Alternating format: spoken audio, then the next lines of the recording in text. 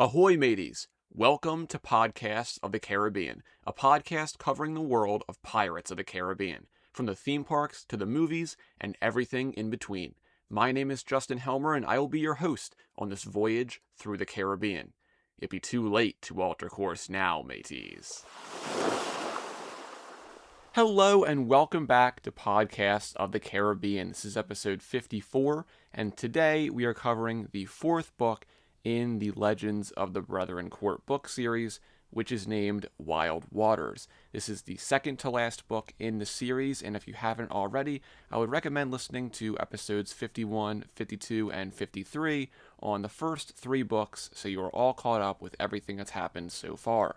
But just for a brief summary, Jack Sparrow is trying to find all 7 vials of Shadow Gold to save himself and also stop the Shadow Lord. In the last book, Jack paid Sri Sumbaji a visit to get his vial, and now we are on the way to Africa to find the Pirate Lord of the Atlantic Ocean. This will be a fun one, as we'll see some returning characters from the books and movies, along with another returning aspect of the books, Jack Sparrow's family drama. But before we jump into the book, let's cover some recent Pirates news. I hear a rumor. You may have also heard whisperings and rumors. A message from someone you know. I always listened like a thief for news of the Black Pearl.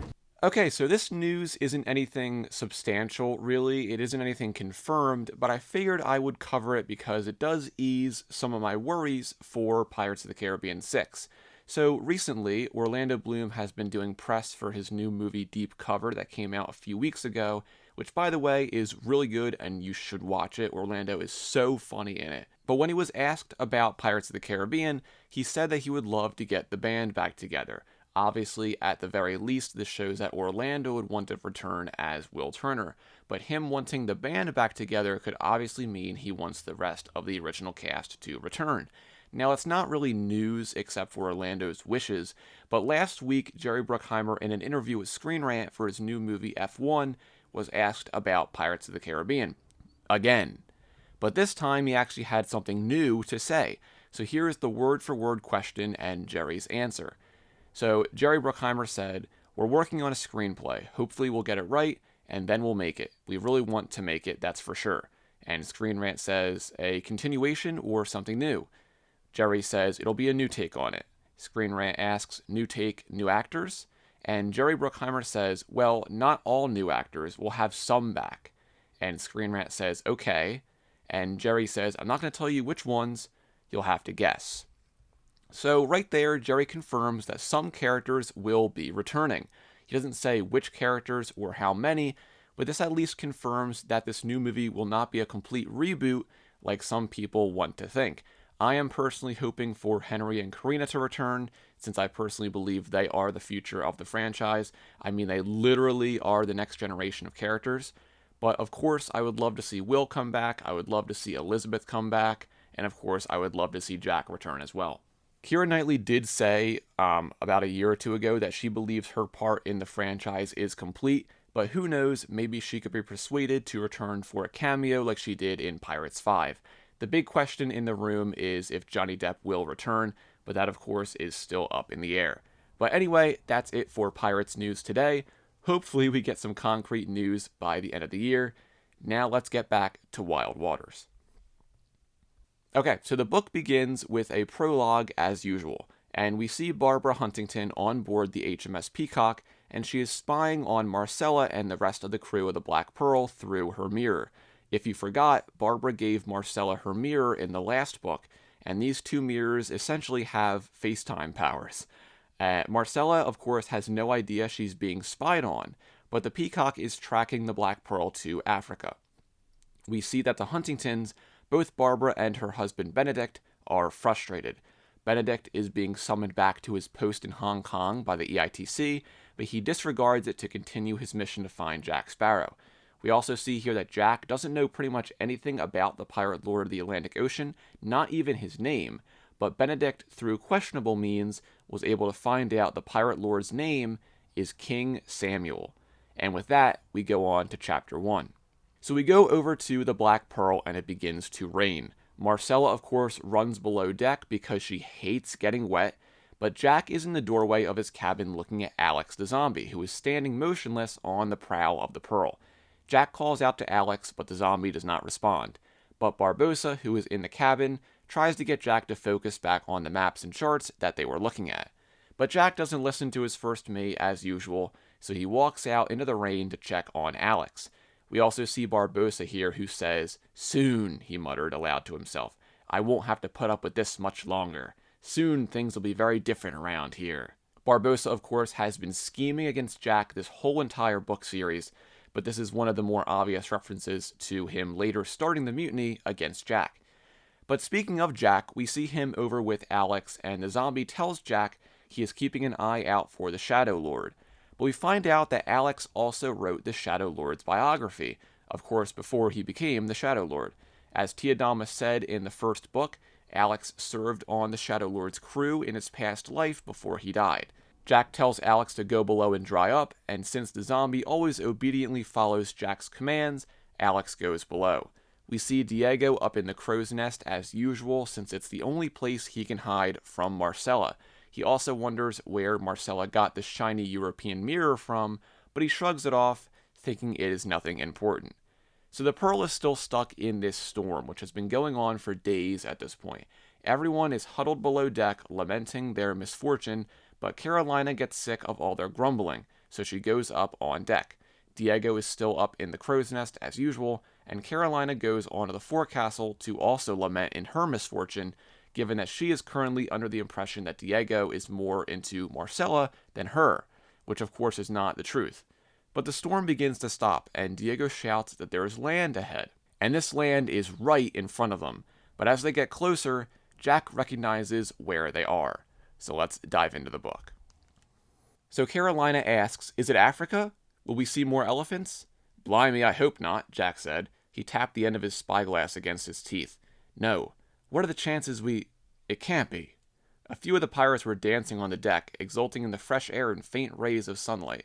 Barbossa stomped out of Jack's cabin and stopped them by thrusting mops and buckets into their hands. "The deck could use a good swabbing, you lazy sots," he growled. "Look!" Diego shouted, pointing. The Pearl was sailing into an enormous, gleaming blue bay. The water here was calm and clear, and they could see huge-eyed monkeys with ringed tails watching the pirate ship from the trees. And then there was the collection of buildings that Diego was pointing at. There's a settlement of some kind. A town.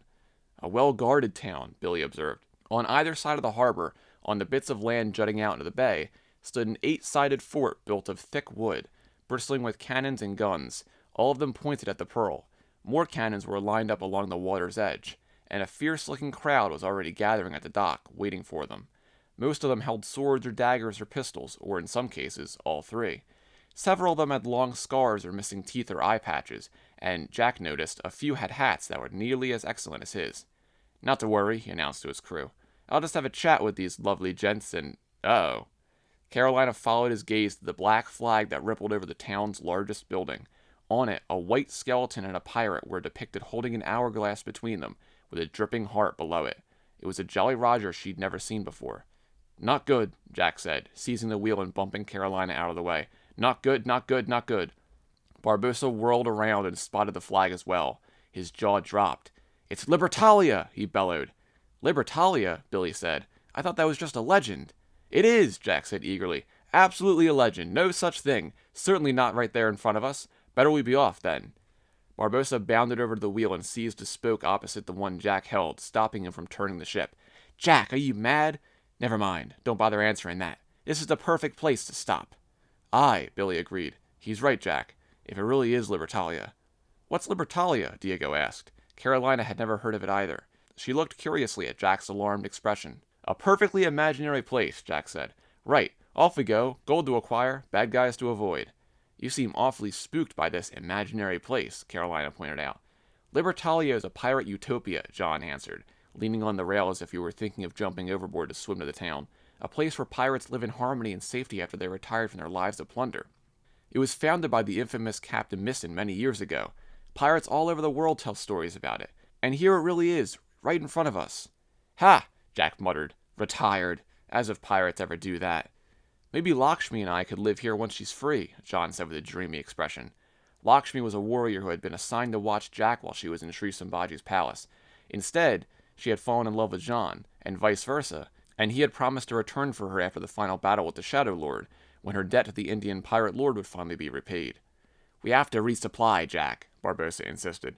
"And fix the ship," Diego said, pointing to a huge crack in the mainmast and tattered black sails, which had been shredded by the storm. "And eat something," John said urgently. "Fortune has clearly brought us here," Barbossa said, waving his hand around at the bay. "Felt more like a horrible, wet, nasty storm than fortune to me," Jack said.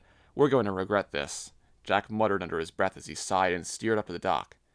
"Cheer up, Jack," said Carolina. "This is probably the perfect place to learn more about the Pirate Lord of the Atlantic Ocean.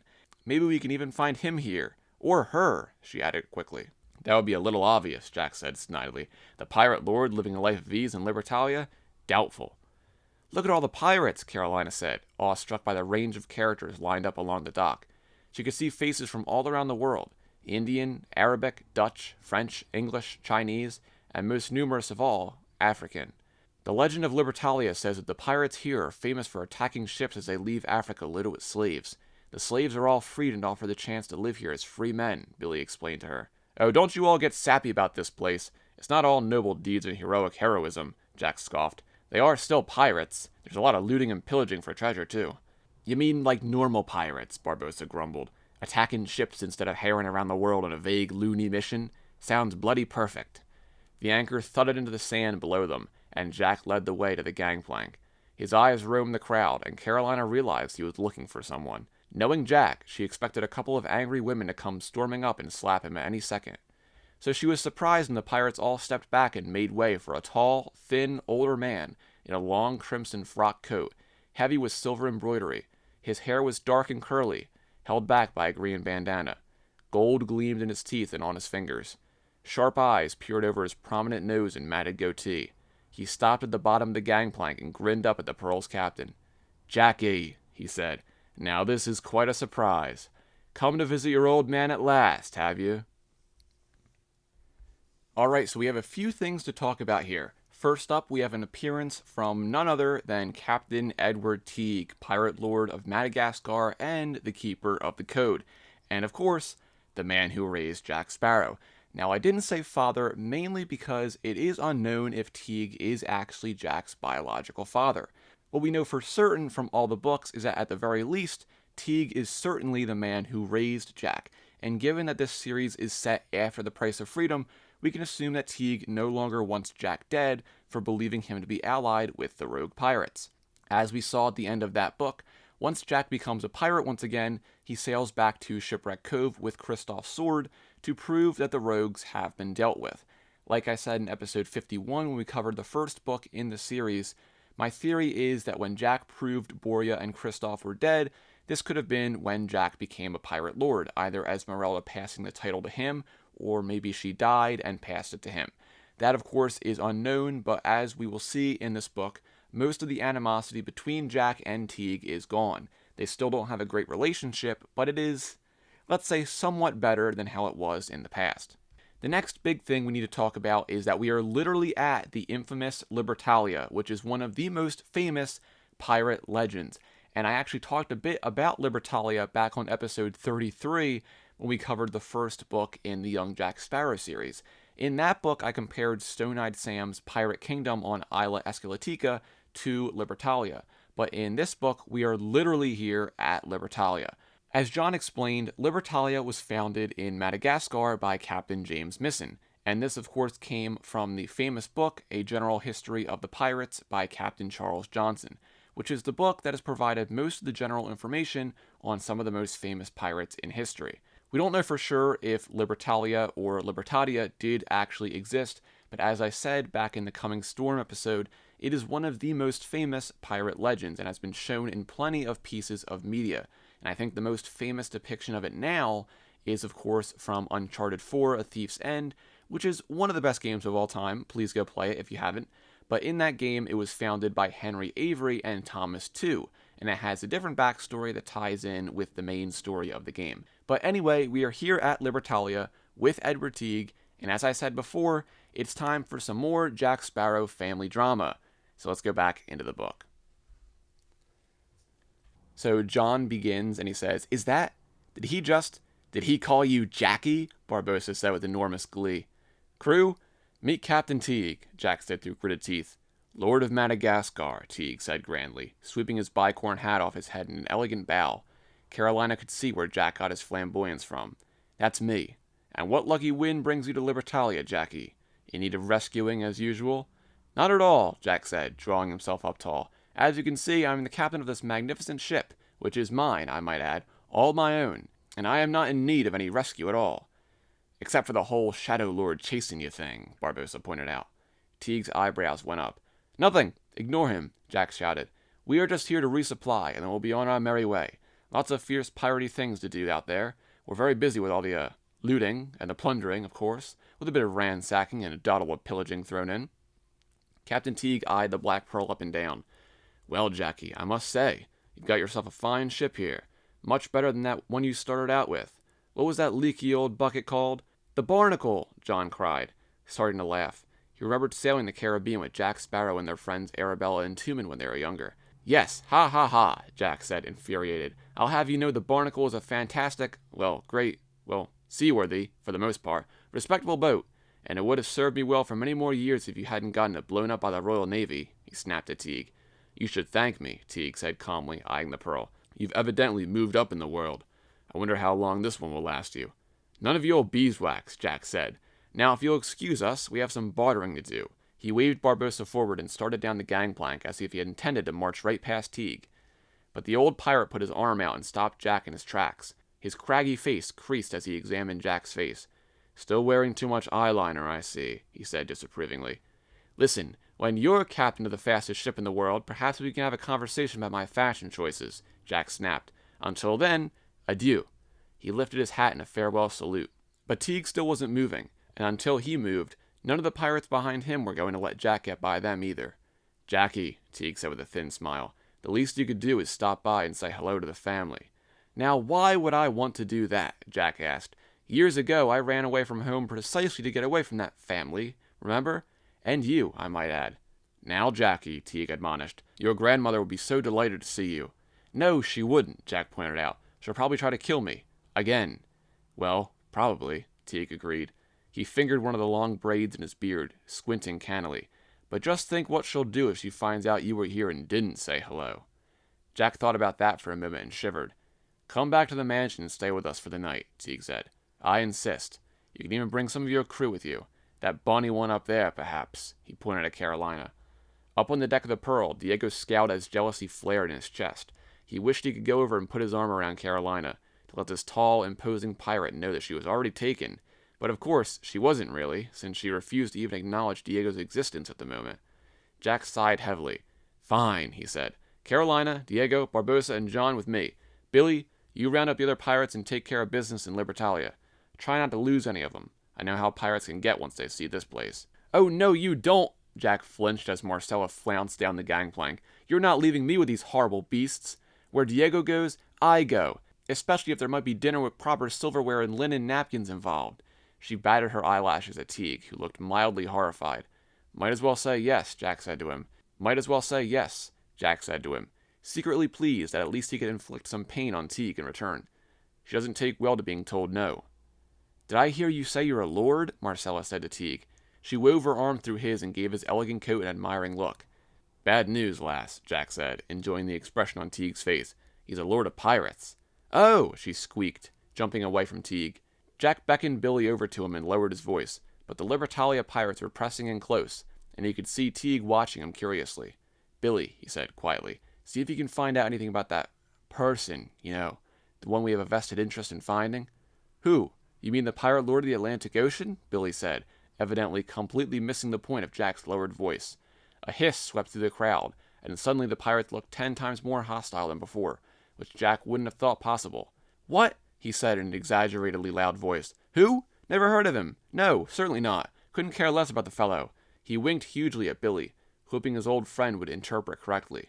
Unfortunately for Jack, Billy was used to seeing Jack do lots of peculiar things, so he had long since given up on figuring out the meaning of any of them. But I thought you wanted us to find him, Billy said blankly. That's the whole reason we're here, isn't it?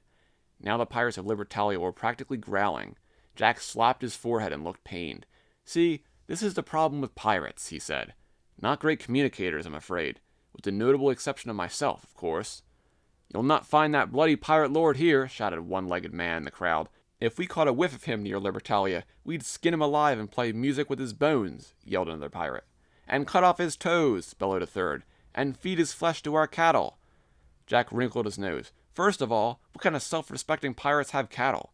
And secondly, while I applaud your creativity when it comes to violence, I do have to wonder why any pirate wouldn't be welcome in a pirate utopia." "King Samuel is a liar and a traitor," snarled an African pirate with 2 gold teeth and a long scar along his well-muscled shoulder. "King Samuel," Jack muttered out of the corner of his mouth to Billy. "Remember that." He turned back to the pirate who had spoken. "A liar and a traitor, eh? Sounds horribly like a pirate." He widened his eyes thoughtfully. "But this one doesn't honor the code." The scarred pirate slammed his fist into the palm of his other hand. "He's made underhanded deals with the Dutch and the Portuguese to let their slave ships through. He's been selling people, prisoners he captures, warriors he defeats, even his own people, as slaves. He calls himself a king, but the truth is, he is nothing but filth." The man spat in the dirt. Jack frowned. He himself had some fairly strong feelings about selling people, namely, that it was utterly wrong, not to mention unworthy of a pirate. But he had no choice. He needed to find this King Samuel to retrieve his vial of shadow gold. And yet, how could he parlay with a man like that? Accepting hospitality from Sri Sambhaji was one thing. This was quite another. Clearly this would be a very different kind of mission from the first few.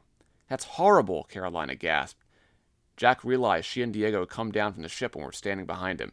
"Jack," she said, "we shouldn't have anything to do with a dishonorable pirate like that. He won't help us against the Shadow Lord. Nor would we want his help." "Shadow Lord?" Teague echoed curiously. "You might be right," Jack said to Carolina. "But that's not the only business we have with the pirate lord, remember?" He gave her a significant look, and unlike Billy, she got the hint and stopped talking. "Well, as you can see, Jackie, you'll not find much love for King Samuel around these parts," Teague observed. He glanced slyly at the Black Pearl. "Perhaps if you told me what you were looking for—" "No," Jack said stoutly. "I'll take care of it myself." Teague said, narrowing his eyes.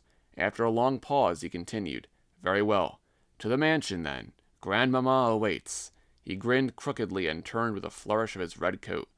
Jack shuddered. The truth was, he would much rather do battle with King Samuel, or even face the Shadow Lord all by himself, than go home with Teague to have dinner with his grandmother. So in that reading, we learned a lot of information about the pirate lord of the Atlantic Ocean, who was named King Samuel. And you may be asking, well, isn't Gentleman Jocard the pirate lord of the Atlantic Ocean? And to that I say, yes, he is. But just be patient for now. We learned that King Samuel is hated among pirates, and he is a slave trader and brokers deals to let slave ships through unharmed. Jack, of course, does not like hearing this, since we know his stance on slavery. But for now, Teague invites Jack and his crew to the mansion in town, where dear old Grandmama is waiting. And yes, we are finally going to see Grandmama in person here. So Teague apparently lives in this mansion in Libertalia, and we will see that Jack spent time here as a kid.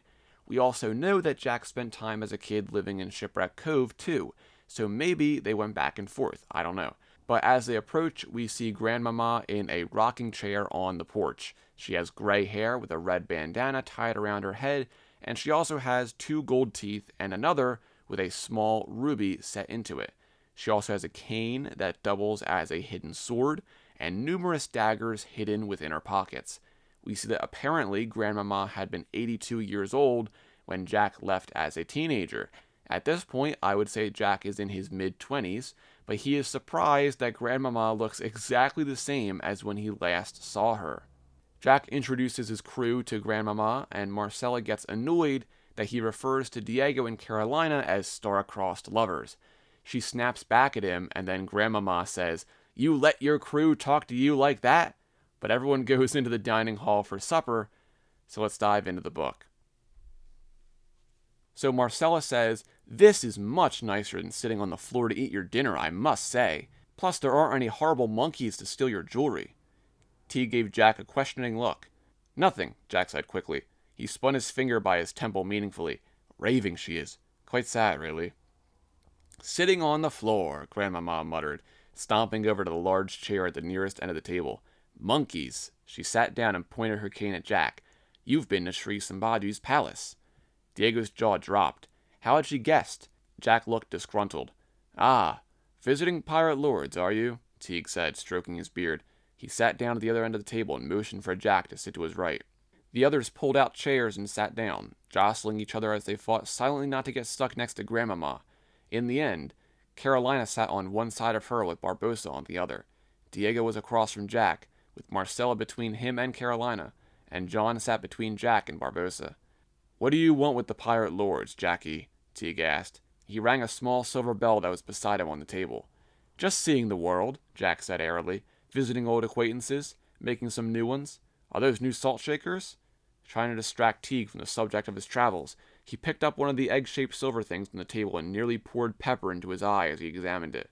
A pair of servants appeared through one of the doors and began laying out platters of food, including roast beef, yams, and several intriguing and unfamiliar vegetables. John's stomach growled loud enough for everyone to hear. "Here you go, Jackie," Teague said, pouring a thick white liquid from a tureen into a bowl and setting it in front of him. "Cod soup! Your favorite!" Jack poked the soup glumly with his spoon. "Huh," Grandmama snorted again. She pointed at Jack. "You know, the Brethren Court has gone way downhill since my day." "Your day?" Carolina said. "Did you know earlier pirate lords of the Brethren Court?" "Know them?" Grandmama bellowed, her face turning purple with anger. "I was a pirate lord of the Brethren Court, you ignorant hussy!" "You were?" Carolina breathed. Female pirate captains were her heroes. She'd nearly died of excitement when she met Mistress Ching, pirate lord of the Pacific. She couldn't believe she'd sailed with Jack all this time and he'd never mentioned that he had a famous pirate grandmother. "That's amazing!" Carolina's expression of genuine awe seemed to mollify Grandmama a bit. "Oh yes," she said. "Pirate lord of the whole Atlantic Ocean, me. I was present for the second meeting of the court, where Morgan and Bartholomew set out the pirate code. Youngest pirate lord ever I was, and the prettiest. Until me," Jack observed as he speared a chunk of beef onto his plate. Grandmama gave him a steely glare. "I am still prettier than you, and a much better pirate." Jack waggled his fork at her. "Ah, but being that I am the one in possession of a ship and a crew, and not only that but the finest and fastest ship in all the world, I think the question of superior piratical skills might be up for debate." "So what were Morgan and Bartholomew like?" Diego said quickly, hoping to stave off that particular debate, especially since it seemed likely to involve Grandmama flinging tankards and possibly knives. "Oh, don't get her started," Jack moaned, but it was too late. "Bartholomew was everything a pirate should be," Grandmama said wistfully. "Fierce, quick to anger, violent, conniving, the whole package. He used to stick burning brands in his long black beard when he fought, so it looked like his whole head was smoking. Scared the devil out of the cowards he attacked. He was as tall as a house, with shoulders as wide as 4 trees, and the thickest, blackest eyebrows the world has ever seen. I never saw him smile, not once. Now there's a real pirate." She gave Jack a look that clearly said, "Unlike you." "Morgan, on the other hand, was a pretty useless pirate," she went on, loading her plate with yams. "Kept losing his charts or dropping his compass over the side by accident, that sort of thing. But he had a flair for words. He's the one that gave the code its character, and rumor had it that he used the brain of his for some pretty nasty plans here and there, at least until he settled down to be governor of Jamaica, the lazy sot. Ah well, I'm the only one from that court who's still alive," she cackled. "Outlasted all the old goats, I did." "Well, it helps that you've retired to a pirate utopia," Jack pointed out. "There's not too many folks here trying to poke you with sharp, pointy things, are there?" Quick as a flash, Grandmama seized her steak knife and hurled it at Jack's head. He just managed to dodge out of the way, nearly falling out of his chair in the process. "Now, Grandmama," Teague said calmly, "no violence until after the soup course, please." She scowled at Jack. "I'm still planning to go out fighting, with a sword in my hand. See if I don't," she snapped. "I would much rather not be there to see that," Jack said sincerely, "since I imagine I'll be the one you're trying to stick with it." "You better believe it," Grandmama grumbled, stabbing her peas viciously. "I want to know everything," Carolina said, her eyes shining. "What was your ship called? Where'd you sail? Did you—" But Carolina's questions were not to be answered, for at that very moment, the sound of shattering glass suddenly filled the room. Figures in dark clothes crashed through the windows, brandishing long swords and deadly-looking cutlasses. Jack only caught a glimpse of malevolent eyes bearing down on him before the wind from outside swept through the room, blowing out the candles and lamps. They were under attack, and they were fighting in pitch darkness. Okay, so real quick, we learned there that Grandmama actually was the pirate lord of the Atlantic Ocean back in the days of the Second Brethren Court, and she witnessed Morgan and Bartholomew putting the code together. Bartholomew, of course, being Bartholomew Roberts, and it is interesting that they pulled a bit of Blackbeard into him here, since Grandmama said he put fuses into his beard to scare people. That, of course, is one of the most famous attributes of Blackbeard, so that's interesting. Morgan, though, is none other than Henry Morgan, and like Grandmama said, he did become a figure of power in Jamaica, although in real life he was only lieutenant governor, not the actual governor. But all I will say is keep both these guys in mind for later. But anyway, at the end there, a bunch of pirates crash through the windows, and now Teague, Grandmama, Jack, and his crew are fighting people they can't even see. In the chaos, Diego tries to find Carolina, and he feels long hair brush against his fingers, so he grabs her and they run into a closet. Once they are both safe, Diego hugs her and they kiss. Back in the dining room, we see Barbossa slashing at practically everything, and we see he thinks about the possibility of accidentally killing Jack in the chaos. Despite being over 82 years old, Grandmama is still insanely skilled, and she is throwing daggers at people and causing all sorts of mayhem. Jack believes that it could be the Shadow Lord and his army attacking them, so he goes and grabs a tinderbox from his jacket pocket and lights some of the lamps. As the light illuminates the room, Jack sees they were fighting Gombo, aka Gentleman Jocard and his crew. So if you didn't listen to episode 51 covering the first book in the series, in that book, Jack rescued an escaped slave named Gombo. And at the end of that book, he joins a crew of his fellow slaves who escaped as well, and he takes the name of his former master, who is named Gentleman Jocard. So let's go back into the book and see what happens here. So Gentleman Jocard says, "Hello, Jack." "Captain Jack," Jack reminded him, delighted to see his old friend. "How are you? Sick of captaining your own ship by now, eh?" he asked hopefully, sheathing his sword. "You must be ready to come back and be our cook again. Well, tell you what, agree to a pay cut, half your wages, say, and I'll think about it, savvy?" "What wages?" John asked ruefully, rubbing a lump that was forming on his head. Jack winced guiltily. "Thanks for the offer, Jack," Jocard said, amused, "but I'm afraid life aboard the Ranger suits me very well." All the pirates jumped as loud, thundering noises echoed through the room. Jack glanced around at his pirates. Teague and Grandmama were at either end of the table, still brandishing their weapons. Barbossa was staggering to his feet with a furious expression, cod soup dripping from his hair and blood dripping down his nose. "Uh-oh," Jack thought, noticing the fierce glare Barbossa was directing at Jack's boots.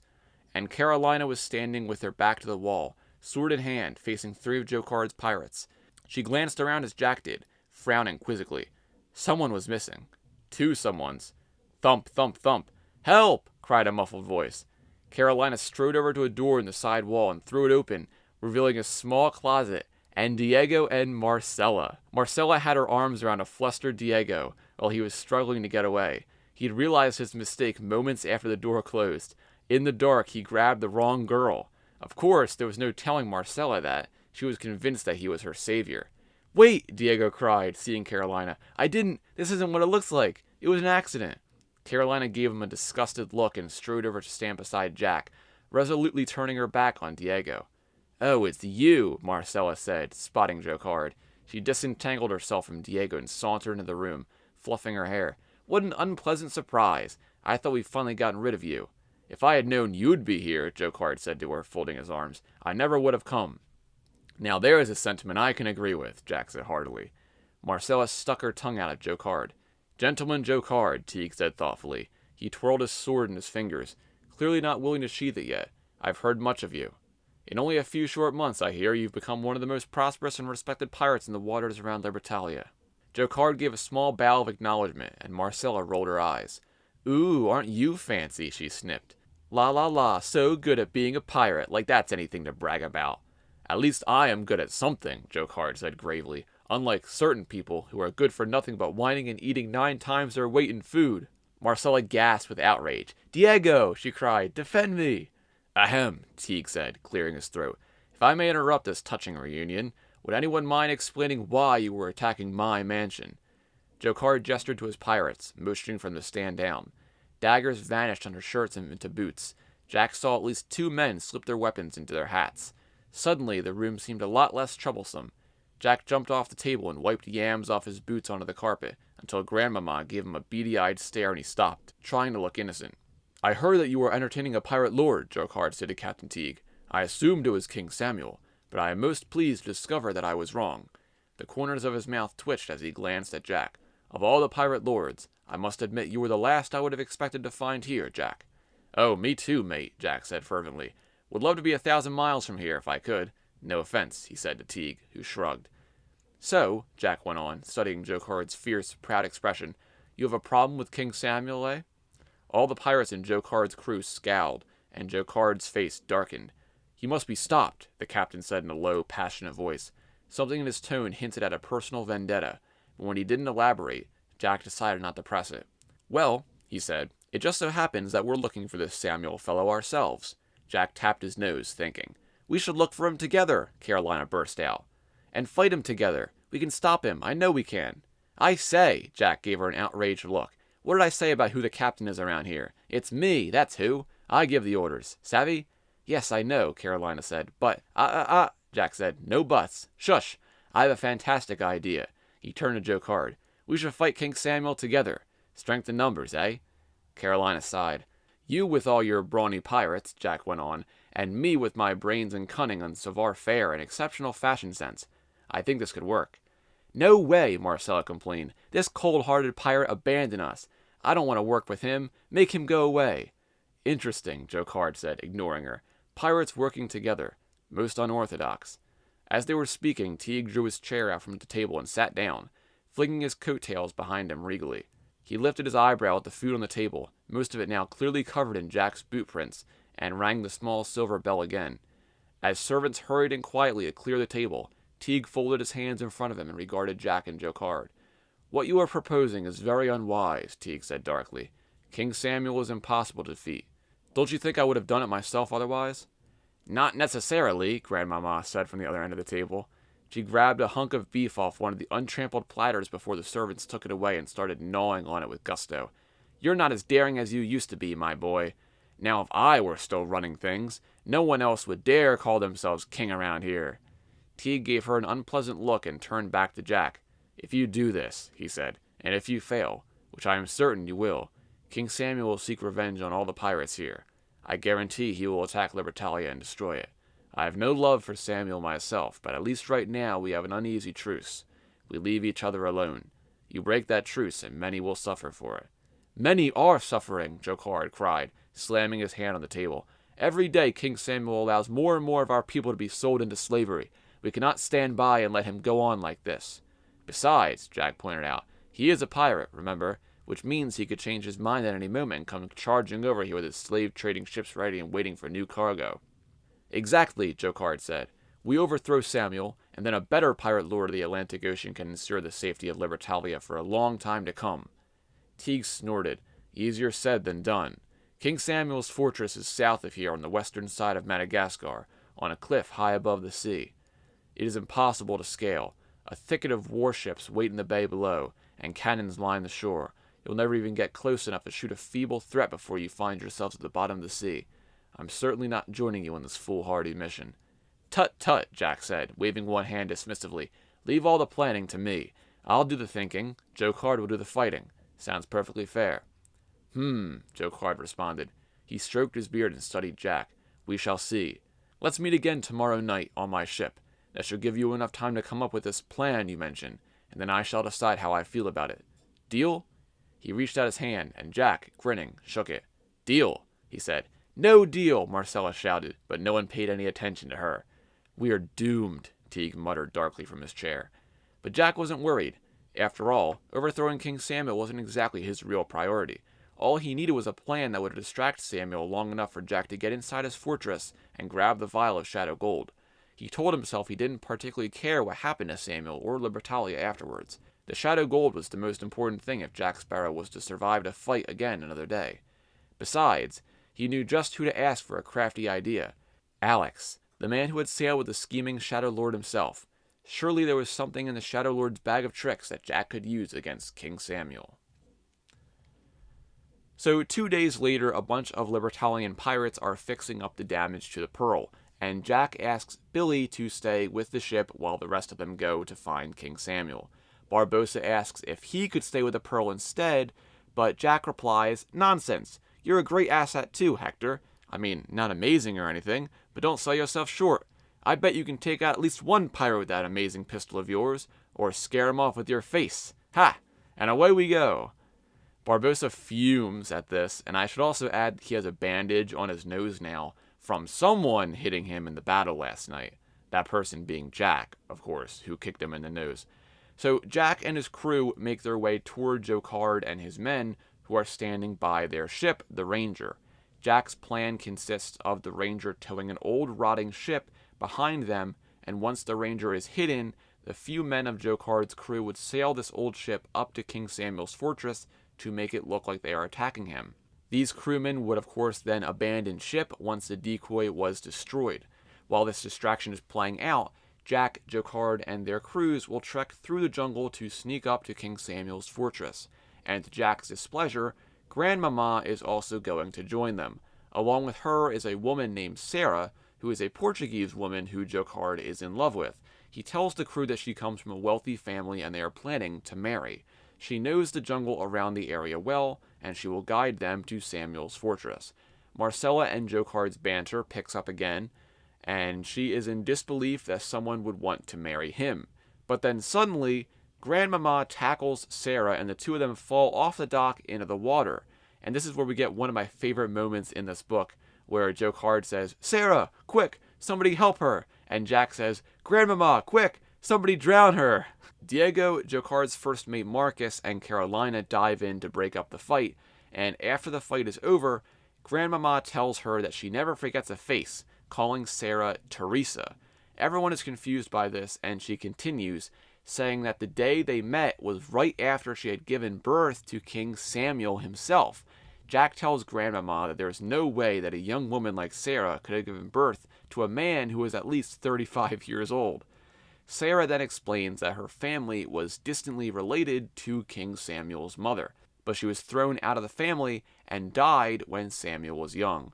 So this settles down Grandmama's temper, and the group finally begins their trek through the jungle. Not too far away, the HMS Peacock is coming up on Madagascar. Benedict Huntington tells his first mate Roland McTavish to sail toward King Samuel's fortress. He, of course, found out the location from snooping on Marcella through the mirror. Benedict and Barbara draft a plan to discuss mutual trade interests in the Indian Ocean, but that is merely a ruse to get on Samuel's good side, while they wait for Jack and his crew to sneak into the fortress. Benedict says that Jack Sparrow will be long dead before he ever reaches King Samuel, and that he wants to kill Jack himself. We then go over to Jack and Jocard's crews, who have been walking through the jungle for half a day now. Marcella begins to mess with Sarah, and she purposely trips the woman, and Carolina goes over to John, who just found some purple berries to eat. He begins to eat them, and suddenly he begins choking. So let's go find out what happens here. So Carolina yells, "John! John, are you okay?" "John!" Marcella shrieked, grabbing him around the waist. His choking noises got worse. Sarah dropped out of Jocard's arms and came running back to him. "What is it?" she asked. "What did he eat?" Carolina showed her the berries, and Sarah frowned worriedly. "Oh no!" Marcella wailed. "He's going to die. I'm going to be left all alone with these horrible pirates in a horrible, smelly jungle." "He's not going to die," Sarah snapped, "but these berries do have unusual side effects." John suddenly lunged upright and froze, his hands outstretched in front of him. Carolina gasped as she saw his face. His eyes were rolled back in his head so only the whites were showing. All the color had drained from his cheeks, making his freckles stand out like dark spots of blood on snow. "The day of the shadow is coming," he murmured in a spooky voice that sounded nothing like his normal, cheerful one. A shiver ran down Jack's spine. "Come again?" he said, hoping he heard wrong. "The day of the shadow. It draws closer and closer," John said softly. "The day of the shadow will be here soon." "What is he talking about?" Marcella asked, her eyes wide and frightened. "John, stop it. Stop teasing. Act normal." "He can't help it," Sarah said. "These berries give people visions of the future." She crushed them in her fist and dropped them onto the ground. He was foolish to eat them. "Leave him here or carry him with us. He'll be like this for hours." She spun and strode ahead through the trees. Carolina noticed that her ankles seemed to be just fine. "And hurry!" Sarah called over her shoulder. "We must be ready to attack King Samuel's fort at dawn when the decoy ship is launched." "Hustle, bustle, hurry, flurry," Jack muttered. "Your cousin will be all right," Jocard said kindly, patting Marcella's shoulder. "Don't worry, Marcella." "Like you know anything," Marcella retorted, but he was already turning away to catch up with Sarah. "Visions of the future," Jack echoed. "Well, that doesn't sound so bad. Hey, John, lad, tell me, How soon will I make my first million doubloons? Or I know, have my pretty last friends back in Tortuga forgotten about me yet? Or how about this? Where can I find the best rum, eh? He's not a crystal ball, Marcella snapped as Diego and Alex awkwardly draped John's arms over their shoulders and dragged him forward. Betrayal, John whispered, turning his unseeing eyes toward Jack. Betrayal awaits you. Uh-oh, Jack said, looking alarmed. Not good.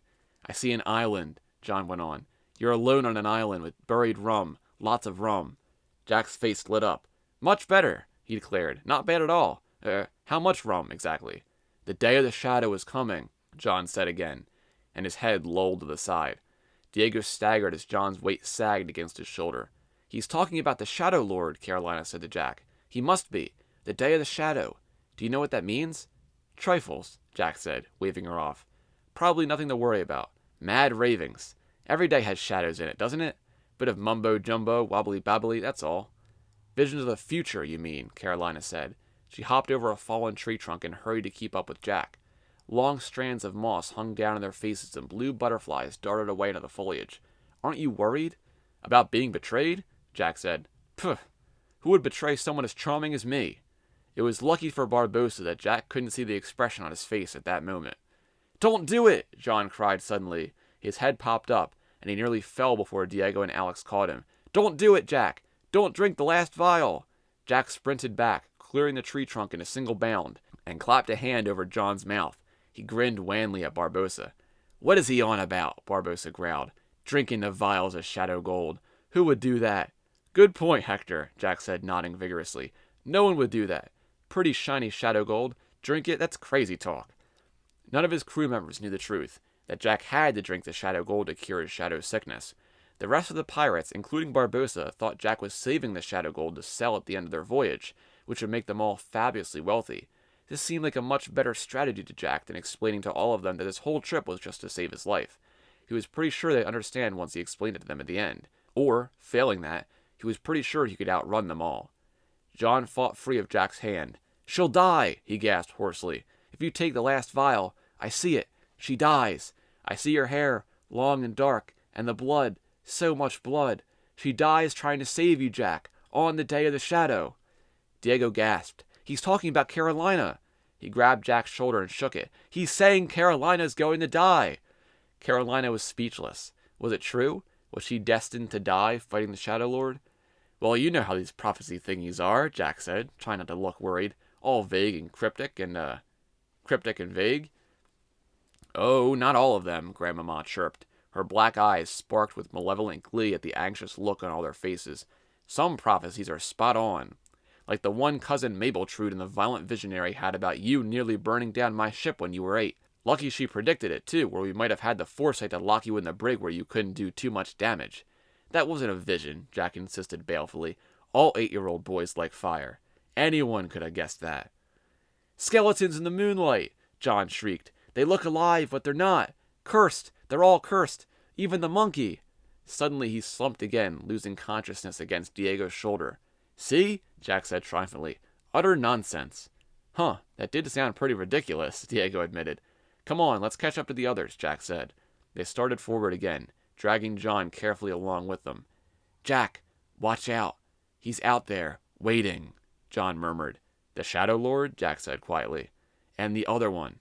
13 years, Jack, and then he sends his pet. Beware, for the beastie brings your death. Diego looked at Jack quizzically. More nonsense, Jack said. Ha ha! Rambling. Makes no sense to anybody, especially not to me. No, sir. He patted his forehead with his kerchief and edged away from John, stumbling over fallen branches. Unfortunately, he knew exactly what that last comment was about, and who the dark character was that was waiting for him out in the world. And since nobody else knew about that, Jack had to wonder whether that meant John's other words were going to come true as well.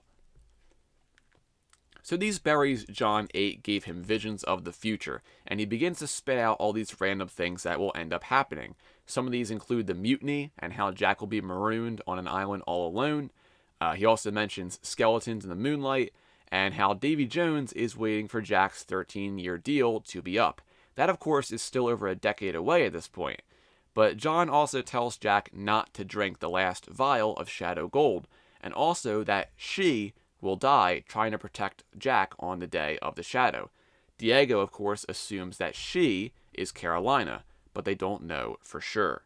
But anyway, we go over to the fortress now, and the guards see the dilapidated ship coming toward them. Smoke is coming out of the portholes, and the cannons look like they are ready to fire. King Samuel tells his men to shoot the ship from afar, as it could be a trick. The pirate lord then turns to Benedict and Barbara, who are already here, telling them not to worry. As the Huntingtons learned last night when they shared dinner with Samuel, his favorite pastime is hunting and trapping wild animals in the African area, and bringing them back to his fortress. Most of these animals are alive and just stroll throughout the fortress, but some of them have their heads mounted in his elaborate trophy room. Barbara did not like being surprised by a tiger when she was sleeping the previous night. As Barbara continues to distract Samuel, Benedict sneaks down to the small door that led out to the jungle. And as he does that, Jack and the rest of the pirates reach the door. John has recovered by now, but last night he was still spitting out random tidbits, like not to take the gold as it is cursed, and also that the monkey's name is Jack. And that one particularly makes Barbossa laugh, and we see that this is how Barbossa gets the idea to name Jack the monkey, well, Jack, whenever he ends up getting another monkey. We saw in The Price of Freedom how Barbossa's first monkey was a female monkey named Polly, who had died when Boria Palachnik attacked the Cobra, which was Barbossa's prior ship. But the pirates go up to the door, and as they get ready to break it down with their weapons, Jack proposes they try the doorknob. Luckily for them, it is unlocked and swings open. Everyone then runs in with their weapons drawn, and Jocard yells that Samuel is his target. Jack is at the back of the group, but he is stopped by none other than Benedict Huntington, who was waiting for him. So let's go back into the book. "Waiting for me," Jack said, looking down at the sword pointed nastily at his neck. "That's terribly thoughtful, but you didn't have to do that, mate." He tried to take a step back into the cramped space, but Benedict pressed the sword more forcefully into his skin and Jack winced. He could feel a trickle of blood sliding down his shoulder. How very inconvenient. Bloodstains were horribly difficult to get out of shirts. "I'm not your mate," Benedict snarled. "I'm your death." "Ah, but see, that's where you're wrong," Jack said blithely. "Bad news, I'm afraid. I have it on good authority that the pet beastie is the one who's going to kill me, so I'm afraid that if it's going to kill me, then you can't. Savvy?" "Stop blithering," Benedict said. "I'm going to read you a list of your crimes before I execute you." He fished out a scroll of his coat pocket with his free hand and unrolled it dramatically. Jack looked pained. "Oh dear, couldn't you please just kill me instead?" "For the crime of piracy on the high seas, humiliating a superior officer of the East India Trading Company." "Aw, did I hurt your feelings?" Jack said. "I hear that a lot." "Good God, what is that?" He stared off over Benedict's shoulder with an astonished, horrified expression. Benedict snorted. "As if I would ever fall for a stupid trick like that." Jack's horrified expression didn't change. "Sparrow, stop being a simpleton. I'm not a fool, you know." Jack relaxed his face and shrugged. "Well, it was worth a try." "Idiot," Benedict growled, glancing back down at his list. "Destruction of royal property." Ah! Benedict's chilly resuscitation turned into a high-pitched shriek as something lifted him off his feet and threw him down the narrow stone hallway. "Told you," Jack said smugly. Then he dodged as the something turned and came for him. It looked like some kind of man-beast with black fur and enormous bulging arms. Its nose was large and flat, and its brow hung heavily over its eyes. At first, Jack had barely noticed it in the shadowy corner of the vestibule. He'd assumed it was a stuffed hunting prize or a statue. That was until it moved. Now it was moving again, and moving fast, with a rolling gait powered by its front knuckles. Jack sped off down the hall, his arms flapping wildly as he ran. He leaped gracefully over Benedict, who was still scrambling backward with terror written all over his face. The beast roared, charging after Jack. There wasn't time to get up the stairs, so he whipped open the nearest door. As he expected, a kitchen, enormous and empty of people. Unfortunately, it had no other exits, but Jack was out of options. He turned to slam the door behind him and found Benedict blocking the gap. "Let me in!" Benedict bellowed, trying to squeeze in as Jack tried to shove him back out again. "Don't let it eat me!"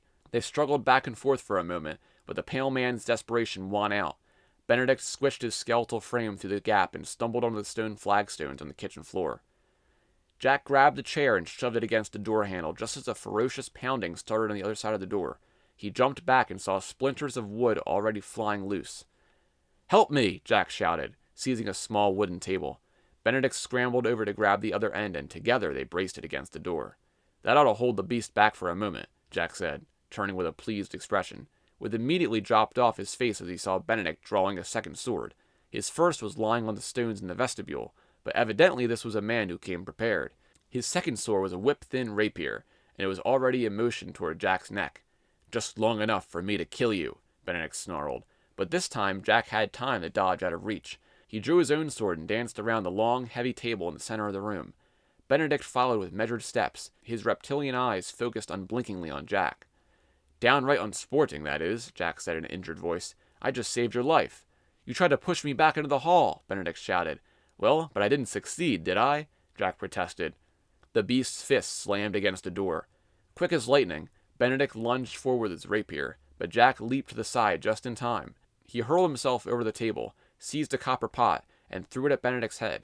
It was rather a Grandmama-like move, but Jack couldn't be choosy at this stage, and besides, Grandmama had won every fight she'd ever been in, so her methods were clearly nothing to sneeze at. The pot glanced off Benedict's shoulder as he grunted angrily. Instead of diving over it as Jack had, Benedict ran up onto the table and jumped off, kicking out at Jack as he fell. The side of his boot connected with Jack's ribs, and Jack nearly dropped his sword. Benedict hit the ground and spun upright again, just in time to get a pot lid in the face. He staggered back as Jack darted to the far end of the table.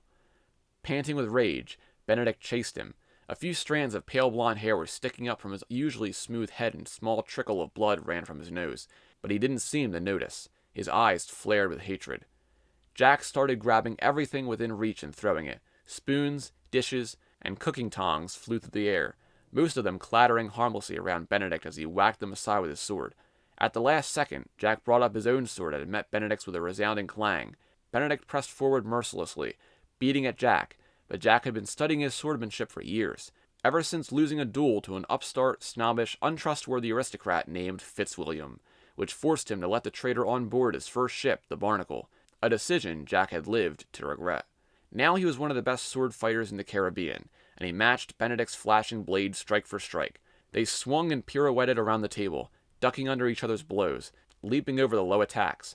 The light from the torches on the walls reflected off their swords as they parried and struck. And all the while, the pounding at the door grew louder and louder. Jack glanced at it worriedly, noticing how a part of the wood was starting to cave into the room. It wouldn't be long before the creature broke through, and Jack didn't fancy fighting Benedict and a gigantic man-beast at the same time. With a quick twist of his wrist, Jack flipped his sword under Benedict's and knocked the rapier out of the other man's hands. The thin sword flew across the kitchen and Benedict dove after it, which gave Jack enough time to leap onto the table and run all the way to the farthest end from the door. He hopped off and spun around just in time to see the door burst into pieces as the beast's fists punched through. Roaring, the creature flung the small table out of its way and lunged for Benedict, who was still getting to his feet with his sword. Jack reacted by instinct. Much as he disliked the whole idea of Benedict, and especially the whole idea of Benedict executing Jack Sparrow, he still didn't want to see the man get his head munched off right in front of him. He seized a huge platter, nearly as wide as a ship's wheel, from the nearest counter and threw it like a disc. It whizzed sideways through the air, fairly humming as it flew, and it struck the beast right in the shoulder. The creature grunted in surprise, glanced sideways at Jack, and then turned right back to Benedict. It was as if it barely felt the plate hit. Benedict dropped his sword and backed away, gibbering with fear. "Oi!" Jack hollered, dancing up and down and waving his arms. "Much tastier meat over here! Look at him, he's barely worth a mouthful!" The beast reared up, lifted one massive paw, and backhanded Benedict across the face. Benedict staggered, his eyes rolling in his head, and then fell to the ground, unconscious. His arms splayed out to either side, and the sword clattered to the flagstones. But Jack could see his chest still rising and falling, so Benedict wasn't dead yet. "Oh, is that all you were going to do?" Jack said. "Have at it, then. Sorry to interrupt." But it was too late to hide now. The man-beast turned and started for Jack, lumbering purposefully across the kitchen. Its black fur rippled across its strong back, and its long black feet gripped the stones as it charged.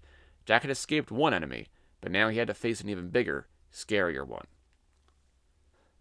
So as Jack continues to battle this gorilla, the rest of the pirates are making their way through Samuel's fort. Carolina sees that Samuel's men are firing onto the decoy ship from their own ships out in the bay. With most of Samuel's men distracted, the crew is able to make it up the stairs and through most of the fortress with no issue.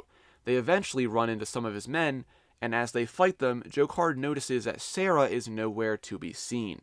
but after they defeat the group of guards, she mysteriously reappears, telling them that she was checking up ahead for more guards. We see Barbossa then emerge from below, relishing the excitement of battle, and he wonders where Jack is. Jack, of course, is still battling this gorilla in the kitchen, and he begins to throw food at the animal, noticing that it is hungry. As he does this, the rest of the pirates then reach the top level of the fortress, where they emerge into King Samuel's throne room.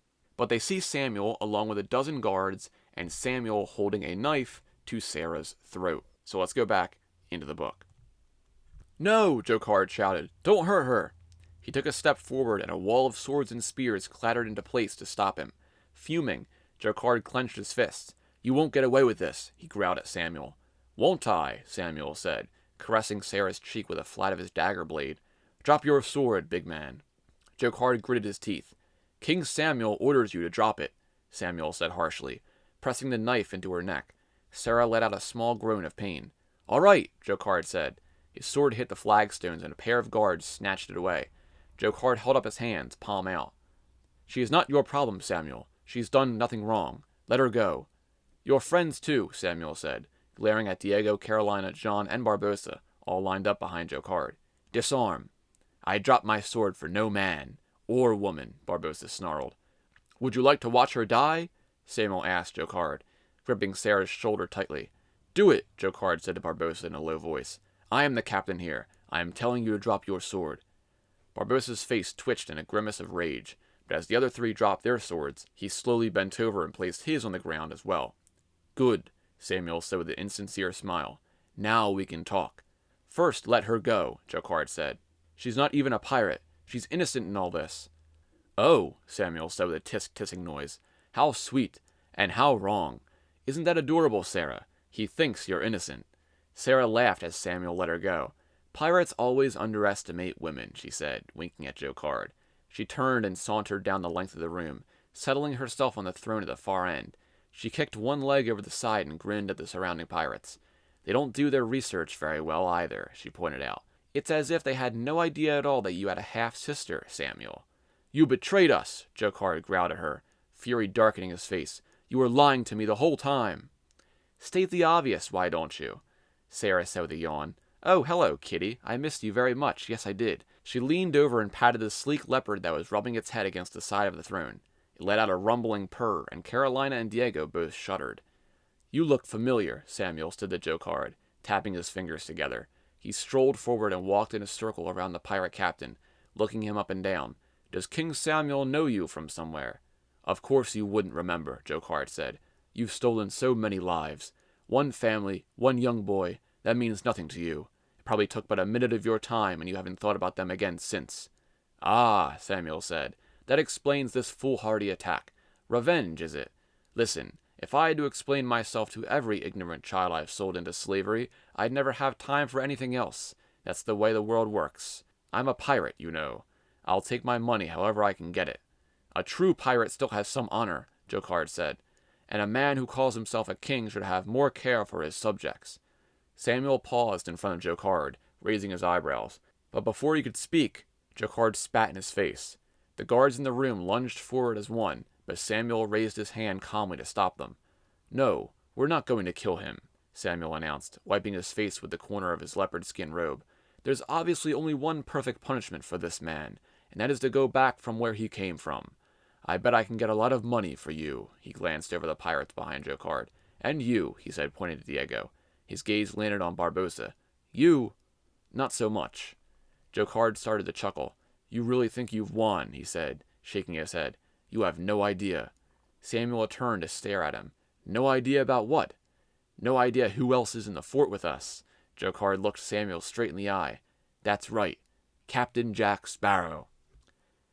So we then go back to Jack, and he's still feeding all the food he can find to this gorilla, and he's trying to make his way out of the kitchen. But we go back up to the rest of the crew in the throne room, and a loud noise begins to come closer and closer. And out of nowhere, we see none other than Catastrophe Shane riding a zebra into the room. Chaos ensues, and Grandmama also shows up and frees the rest of the crew. They all throw themselves into the battle, and soon after, Samuel grabs Jocard and pushes a pistol into his back. He uses Jocard as a shield to slowly back up toward the stairs, but he doesn't suspect what happens next. So let's go back into the book once again. "This isn't over," he growled. "I'll call my men back from the ships, and this time there will be no second chances for you. I don't care how much I could have gotten for your sorry carcasses. You'll all die, except for this one. I'm taking this man with me." "Oh, no, you're not," a voice piped up from behind him. An enormous bronze vase crashed into the back of Samuel's head. The pirate lord's eyes went wide and slowly drooped shut as he slumped to the floor. Jocard felt Samuel's arm slip free. He jumped away, grabbed Samuel's pistol where it had fallen, and turned to thank his rescuer. "Marcella?" he said, astonished. "Marcella?" Diego, Carolina, and John cried in unison. John's cousin stood at the top of the stairs. She tossed her hair and smiled triumphantly. "Who? Me? Saving the day? Why, yes, I am. Thank you for noticing." She lifted her chin and looked down her nose at Jocard. "Not that you deserved saving or anything. Stupid pirate captain, falling for a scheming wench like that." Marcella glared at Sarah, who was being sullenly escorted off the throne by Grandmama and Barbossa. All around the room, Samuel's pirates were lying where they had fallen, either groaning in agony or unconscious. Catastrophe Shane had finally calmed down the zebra. The two of them were standing in a corner, and the zebra was munching placidly on the edge of a woven wall hanging. "Got your traitor for you," Grandmama said to Jocard, shoving Sarah at him. The Portuguese woman scowled at all of them. "I always knew she was evil," Marcella said. "Plus she has stupid hair." "You'll be sorry for this when Samuel wakes up," Sarah said as John tied her hands tightly behind her. "I have a feeling no one will be more sorry than Samuel when he wakes up," Jocard said. "You gave him quite a whack, Marcella." Marcella preened. "If you want, I can do the same thing to her," she offered, nodding at Sarah. "That won't be necessary," Jocard said, hiding a smile. Suddenly they heard footsteps on the stairs. Someone else was running up to the throne room. Everyone drew their swords. There were still plenty of King Samuel's pirates around, and who knew how many were coming to fight them right now. Jack skidded to a stop when he saw all the swords pointed at him. "I say," he said, "that's not very friendly, is it?" "Jack!" Carolina cried. "You're alive!" "Oh, fabulous," Barbossa muttered. "Don't sound so surprised," Jack said with a bow, flourishing his hat. "I'm remarkably hard to kill, which is not an invitation to try," he added quickly. Diego sheathed his sword and offered his hand to help Jack jump over Samuel's prone body. Jack peered down at Samuel with an alarmed expression. "Had a bit too much rum, has he?" he said in a loud whisper to Diego. "Actually, I defeated him," Marcella announced smugly. "Blimey, and I thought she couldn't get any more insufferable," Jack said, rolling his eyes. "Hang on, why is that one all tied up?" He waved his hand at Sarah. Diego told Jack the whole story as they tied up the rest of Samuel's pirates. But when Jack tried to tell his own story, nobody believed him. "A hideous man-beast," John said, "with black fur. Jack, are you sure you didn't have a bit too much rum?" "Not in the least," Jack said, drawing himself up tall. "Well, only a jot. Barely a swig. My monstrous friend quite liked it too, and I couldn't let him drink alone, could I? I think it might have been banana-flavored." He hiccuped and looked thoughtful. "Yes, definitely banana-flavored." "A likely story," Barbossa sneered. "Battling monsters in the basement while we're up here doing all the hard work." "See here," Jack cried, looking injured. "If you don't believe me, just wait until you see old Benedict lying down there in the kitchens. He still hasn't woken up. Can you believe it? I had to waste my fabulous dramatic exit line on an unconscious man. But I was running out of fruit, so it was really time to go before the old beastie got restless again." "You're sure it was Benedict Huntington?" Carolina asked. "Here? How did he know we'd be here?" Jack frowned. "That is a good question," he said, scratching his head. "Do you want to hear it?" "Hear what?" Diego said. "My dramatic exit line," Jack cried. "Aren't you listening?" "Never fear, Huntington, for you will always look back and remember this remarkable day as the exact day when you very nearly captured the most famous of pirates, Jack Sparrow." He flung out his arms dramatically and paused as if waiting for applause. After a moment, when nothing happened, he dropped his arms and looked at his friends appraisingly. "No?" he said. "Too much? Still needs work, doesn't it?" I had a feeling it did. Barbossa rolled his eyes and stomped off down the stairs to gather the rest of their crew. Jack hopped over to Jocard, who was removing an old rusty-looking tobacco cutter from Samuel's belt. It looked worthless, but Jack knew it was Samuel's special piece of 8. It was what identified him as a pirate lord. "It suits you, mate," Jack said, clapping Jocard in the back. "Jack," Jocard said, standing up, "so glad you finally showed up to help." "Well, I do what I can," Jack said modestly. "I guess this means you're pirate lord of the Atlantic Ocean now." Jocard straightened his shoulders, and a broad smile slowly spread across his face. "I gather I am." Jack waved his hands around. "So all this huge fort, all this treasure, All these lovely beasties. It's all yours. Jocard shook his head. No, that is not what I want. I just got my freedom, Jack Sparrow. I don't want to lose it again so soon by trapping myself inside cold stone walls. I want to be out on the seas on my ship, living like a true pirate. Speaking of which, men, signal the ranger. We're taking the short route back to Libertalia. His pirates cheered heartily. No one wanted to spend another night with the Madagascar rainforest mosquitoes. Finally, another pirate lord who sees things the way I do, Jack said, shaking Jocard's hand with gusto. That was exactly how he felt about the freedom of the open seas and life aboard his ship. So, incidentally, while we're liberating King Samuel of his gold sparklies, he peered inquisitively down the former pirate lord. Jocard smiled. I suppose this is what you're looking for? He held up a vial of shadow gold on a leather strap. It was around his neck. Well, it might be, Jack said casually, eyeing the shadow gold with a hungry expression. I'm not sure you've earned it, Jocard said, but your pirates certainly have. So here you go. He tossed the vial to Jack. Well, that was delightfully easy, Jack said as he caught it. Easy? John protested, waving his arms around the wreckage of the throne room and the bumps and bruises on all the pirates. Well, it's all relative, mate, Jack said with a charming grin. So after King Samuel is defeated, Jocard takes his piece of 8, which is a tobacco cutter, and officially becomes the new pirate lord of the Atlantic Ocean. Jack also gets Samuel's vial of shadow gold, and everyone boards the Ranger to head back to Libertalia. Once they arrive, they see Teague on the dock waiting for them, and Jocard tells Jack that he has repaid the debt between them and that they are even now. But he tells Jack that his crew will be ready to fight with him when the Day of the Shadow arrives. But Jack has an idea that he proposes to Jocard. So Jack says, but I have another proposition for you. Before you get all piratey on me, would you consider one more joint venture? One that would ensure pirates everywhere in the name of Gentleman Jocard? Go on, Jocard said, looking intrigued. Oh no, moaned Billy. Jack, what are you dragging us into now? Nothing terrible, Jack said blithely. It's just that our next stop is Europe, savvy? We have 2 more vials to recover, one from Cheval and one from the pirate lord of the Black Sea, whoever that is at the moment. Carolina counted on her fingers. You, Sao Fang, Mistress Ching, Villanueva, Sri Sambaji, and Gentleman Jocard, plus those 2. Wait, she said, that's only 8. Aren't there 9 lords of the Brethren Court? Oh yes, Jack said, but the last one is the pirate lord of the Caspian Sea. Ever heard of it? Carolina started to nod, but he battled on. No, of course not, because it's an absolutely useless sea. I mean, it's completely landlocked. Really just a big lake. So whoever he is, he's not much of a pirate threat, eh? Sailing from one side to the other going, I wonder where all the pirates are. Ha ha. Jack and Jocard roared with laughter. Nobody noticed Barbossa glowering furiously in the shadows. Anyway, Jack said, wiping away tears of laughter, there's no chance he was counted strong enough to get a vial. No, I'm sure these guys have the last 2. But it's going to be a lot harder to avoid the East India Trading Company up there, now they are looking for us.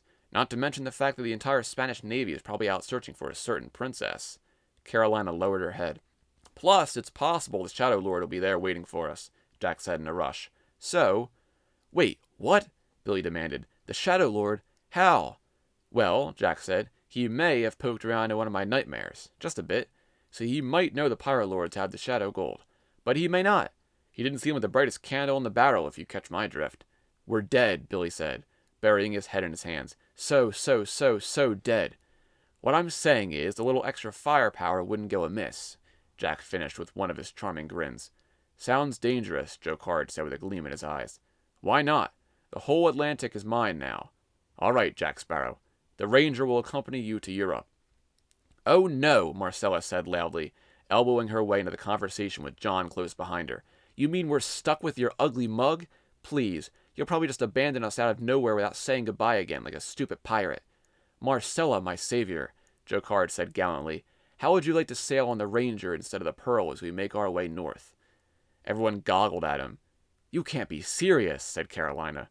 Best idea I've ever heard, Jack burst out. Take her! Take her!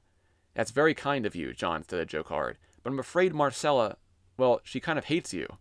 Marcella tossed her hair and stuck her nose in the air. That's true, she said belligerently. But, John cried, gaping at her. How's the food on this ghastly vessel? Marcella asked, ignoring her cousin.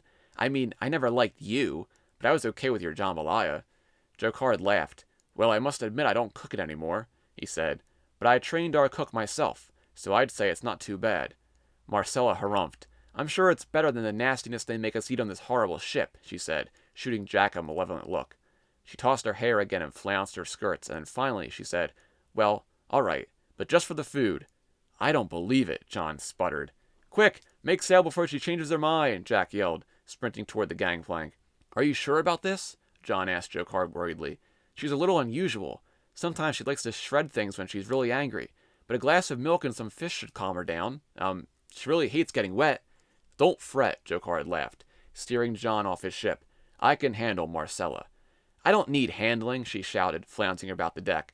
And I haven't shredded anything in weeks. You're such a liar, John. It'll be fun, Jocard reassured John. At the look of John's face, he amended, well, it won't be boring. Carolina found Diego standing at the prow of the Black Pearl, staring off into the bay. Did you hear all that? She asked, linking her arm through his. How could I not? He said, smiling at her. Marcella's voice really carries. I'm not sure I understand it, though. I didn't know she hated the food here that much.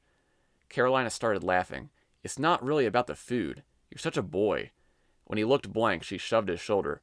Marcella likes Jocard. That's why she always complains about him. And that's why she was so intent on tormenting Sarah. Oh, Diego said, comprehension dawning on his face. Does that mean she's forgotten about me? Well, I'm not sure she knows how much he likes Jocard yet, Carolina said. So you might not be off the hook.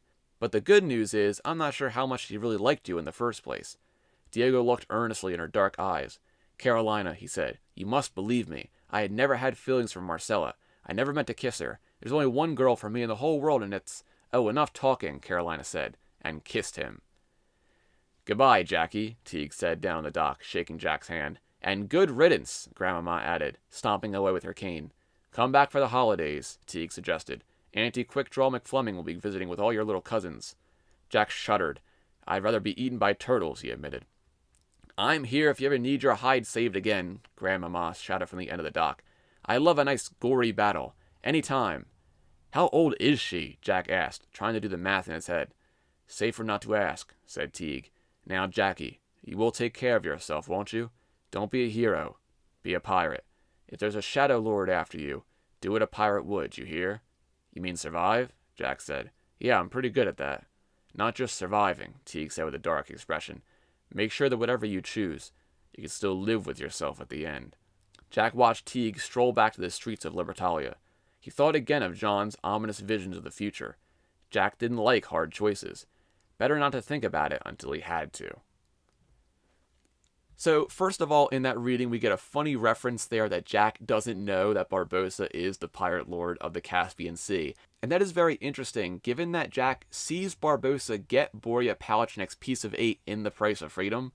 Borya, of course, was the previous pirate lord of the Caspian Sea, and obviously the explanation here is that the book released before The Price of Freedom did, but if you want to connect both of them, we can say that Jack is just teasing Barbossa like usual. But I love it. It's such a funny moment. Marcella also decides to join Jocard aboard the Ranger, and we see that she actually is attracted to him. Diego and Carolina make up, and Teague and Grandmama say goodbye to Jack. Later on board the Ranger, we see Marcella looking into the mirror again, and she sees Barbara's face appear for the first time. Marcella is shocked at seeing the mirror's power, but Barbara asks Marcella if she was telling the truth that she was no longer on the Pearl. Marcella tells her yes, and Barbara shouts at her, telling Marcella that she must stay with Jack Sparrow. But Marcella tells her the Ranger is accompanying the Pearl to France, and she hears Barbara tell someone to write that down. Marcella gets suspicious now, and she sees Benedict Huntington on the other side of the mirror. She realizes that Barbara has been using her this whole time, but Barbara proposes a deal that if she gives them information about Jack and his plans, they will give her a reward in return. They promise her a life of luxury, and Marcella asks about John and if he would be spared. Benedict tells her no since he's a pirate, and Marcella decides not to accept the Huntington's deal. She shuts the mirror and throws it overboard, and she is the only one who knows now they'll be probably sailing into a trap in France. We then go to the epilogue, and we see we are in France, or more specifically, the city of Marseille. We see two men down at the dock, Francois and Louis, and I see a ship slowly coming into view. So let's go back into the book one last time. "Hey, Francois," he said, "am I drunker than I thought? Is that a ship coming in?" Francois tilted his head, looking puzzled. "But there is no wind." "And the oars aren't moving," said his friend. They stared at the ship as it glided closer and closer in eerie silence. The sails were slack and still. There was no movement on the deck. It looked almost as if it were made of dark clouds and shadows barely visible in the moonlight. "Is it the Flying Dutchman?" Francois whispered, his voice trembling with terror. Lewis's eyes went to the black flag hanging limp at the top of the main mast. "No, that's a Jolly Roger," he said, taking a step back. "But whose?" The sailors watched as the flag stirred slightly. They could barely make out a white skeleton and a red heart. "Villanueva," Francois breathed. "But where is his crew? Where is he?" "I don't know," Lewis answered, "but I'm not staying to find out." He took off down the nearest alleyway, tripping over his feet as he ran. Francois paused only a moment, staring at the mysterious vessel, before turning and running after his friend. Other sailors along the dock fell silent and stopped what they were doing when they saw the ship approaching. There were no hails, no one waving from the deck, no sign of life at all. The ship sailed mercilessly forward at the same steady pace. It was aiming for an open berth along the dock. With barely a whisper of sound on the water, the Centurion pulled up to the dock and then just stopped. No one saw the anchor drop. No ropes were thrown from the deck to tie the ship in place. It just stopped. Suddenly, a man appeared on the deck. He strode slowly to the rail. Stories differ about what happened next, but more than one sailor claimed he saw the gangplank slide out and lower itself to the dock all by itself, with no human help at all. The man stepped down the gangplank, twisting a ring on his finger. He was short and round, with a large feathered hat, but he was definitely not Villanueva. It was hard to see his face clearly. It almost seemed as if dark shadows were wrapped around his neck like a scarf. Several sailors said they thought they saw black cats twining around his legs as he walked, but then the cats vanished into the thin air, like smoke. The man's boots echoed on the wooden dock as he walked toward the city, gazing menacingly around him. What the sailors could not see was the scene inside the Centurion. They could not see the crew bound and gagged and lying miserably in the brig. They could not see the proud pirate lord Villanueva himself, tied firmly to a chair in his cabin. With a muffled, angry grunt, Villanueva tried to struggle free from his bonds, then froze as his captors poked him sharply in the ribs. His eyes traveled slowly up to the hideous creatures standing guard over him. The closest one frightened him most of all. It looked like a strange construction of his own swabbing mop, his spyglass, a long red curtain, and a wicked-looking dagger. But it was alive. It was moving. Shadows wreathed around the ordinary objects, making them look like demons from his worst nightmares. The sailor really felt as if his spyglass were glaring at him. Villanueva shivered and bowed his head. Who could have known? Who would have suspected Henry, the lazy, fat pirate that Villanueva had stolen from Jack and Tortuga? Who would ever have guessed that he was the Shadow Lord himself? Perhaps Jack knew. That would be just like him, to trick Villanueva into taking the most dangerous pirate in the world onto his ship. A growl rumbled deep in Villanueva's throat. He only hoped he lived long enough to see the Shadow Lord kill Jack Sparrow. Out on the dock, a sailor was shaking with fear as the Shadow Lord stopped beside him. Piercing black eyes seemed to stare at him from a pit of shadow. "Tell me," hissed the Shadow Lord in French, "where I can find the pirate lord Cheval." "We don't know anything about Cheval," the sailor squeaked. "Piracy is of course forbidden, and we wouldn't have anything to do with—" A thick band of dark clouds shot out from the Shadow Lord's ring and wrapped itself around the sailor's throat. "Tell me," the Shadow Lord repeated. Clawing at his throat, the sailor managed to gasp out directions. The Shadow Lord thanked him and dropped the sailor in a quivering heap on the dock. Pulling on his gloves, the Shadow Lord set off into Marseille with vengeance and murder glittering in his eyes. And that is the end of the fourth book in the Legends of the Brethren Court book series, Wild Waters. What we just found out there is that the Shadow Lord is none other than Henry, the pirate Jack had tried to recruit all the way back at the beginning of the first book in the series. If you remember, Villanueva took Henry aboard instead, and we now see that Villanueva and his crew are tied up on board with some of the shadow creatures holding them hostage. But that is the end of this book, and it leads us into the fifth and final book in the series, named The Day of the Shadow. This is the exciting conclusion to the Legends of the Brethren Court series, and I hope you all join me, as it will be a very fun one. we'll see Capitan Cheval, Amon the Corsair, and a bunch of other returning characters as well, and the dramatic showdown between Jack Sparrow and the Shadow Lord.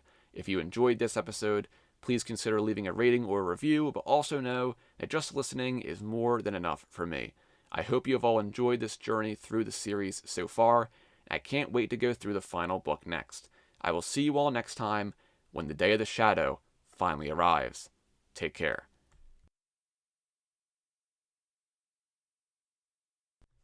Podcast of the Caribbean is in no way affiliated with Disney. If you want to send me an email or a question, you can send it over to podcastofthecaribbean@gmail.com. You can also follow this podcast on Instagram and Threads at Podcast of the Caribbean, and over on Twitter/X and Bluesky at PodcastPOTC.